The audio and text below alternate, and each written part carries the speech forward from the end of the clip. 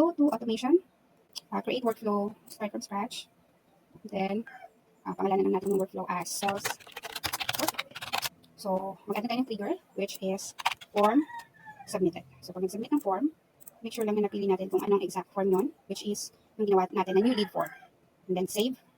So, once mag-submit ng form, gusto muna natin mag-add ng tag dun sa contact. So, add lang natin as new lead. Tag. Save. Tapos naman yung mag-add ng tag, we would like to set up the opportunity naman.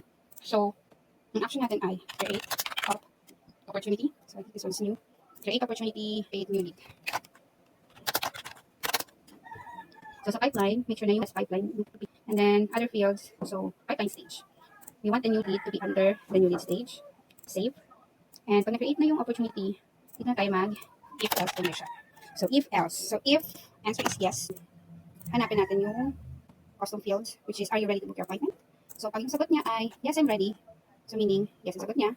Send tayo ng booking link. Pag hindi naman siya nagsagot, that means it's a no. Send tayo ng nurture email campaign. So, lagay lang natin dito, send notification. Oops.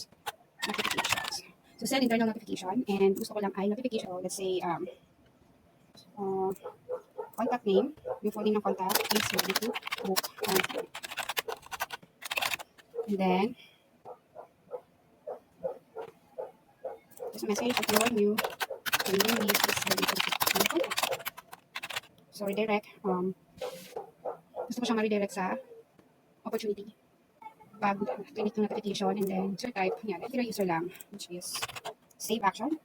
So, may select ng yes, mag-notify tayo, click yung opportunity. So, ang sunod ay mag-send na tayo ng email. Dito, button click. So, send email. So, let's book. Ayan, let's book your appointment. So, hi, for first name, and for response, after your response, and feel free to book a time that suits your schedule here. So, kunin na natin yung link ng calendar, which is this one. And then, paste natin siya here as a link.